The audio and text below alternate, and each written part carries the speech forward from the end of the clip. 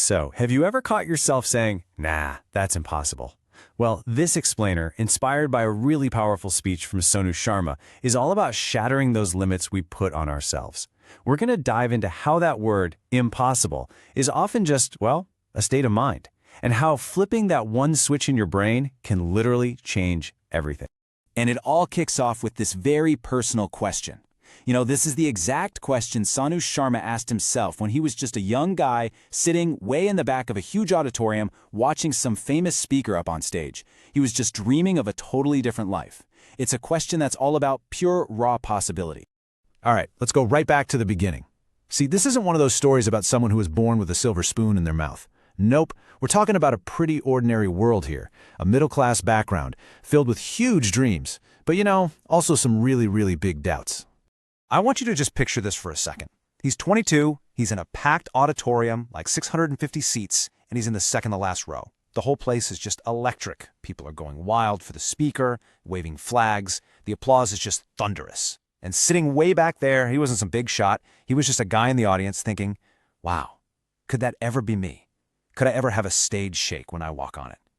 That's the starting line for this whole journey. So his journey into network marketing actually started by chance. It wasn't some grand plan. But here's the thing. It wasn't really the business that changed him. It was a single, powerful idea that just completely rewired the way he thought about everything. And this became his core philosophy. I mean, not just a nice little quote you'd see on a poster, but the actual lens he started looking through for every single challenge, every opportunity. He had this realization that the word impossible only really exists in our heads, and the more we think it, the stronger that wall gets. It's a pretty powerful thought when you stop and think about it, right? Okay, but a belief is just a belief until you can actually prove it. So let's look at some absolutely incredible examples from history that he uses to make his point, to show how things that were once considered impossible became just, well, a normal fact of life. For decades, literally decades, the world's top experts, we're talking Olympic coaches here, declared that the human body was just not physically capable of running a mile in under 4 minutes. It was seen as a hard biological limit. Then this guy named Roger Bannister came along, and he just didn't listen. And once he smashed that barrier, you know what happened? Just 10 years later, a high school kid broke the record again. The physical barrier was never the real problem. The mental one was. And this next one just illustrates the point perfectly. Take a look at this number, 2,963. Any guesses what that could be? Well, that is the exact number of one-day international cricket matches that were played before a single player, just one, scored a 200-run double century. Think about that. For almost 3,000 matches, it was a total mental block in the sport. Hitting 200 runs by yourself? Impossible.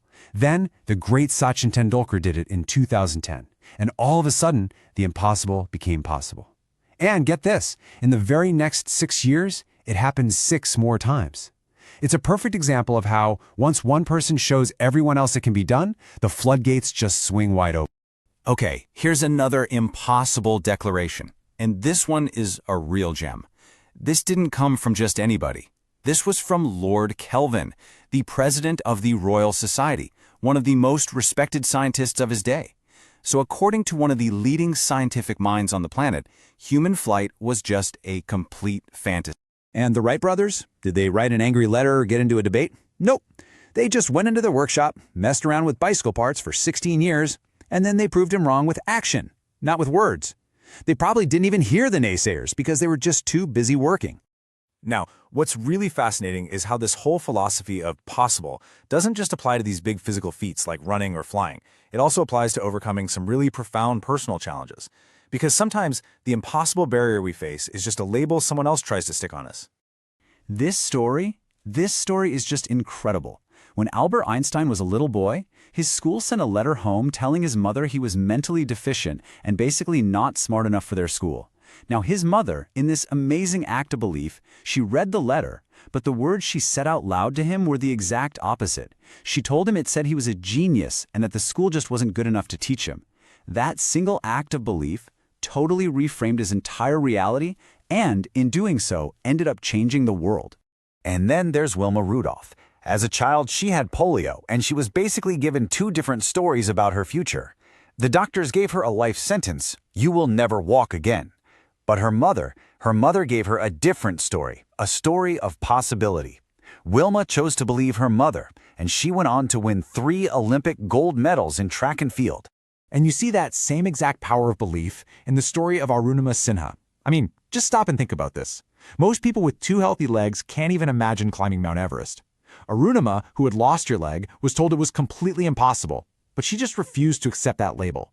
All these stories just powerfully show us that our biggest, most profound limitations are often just the ones we accept from other people. So this brings it all full circle.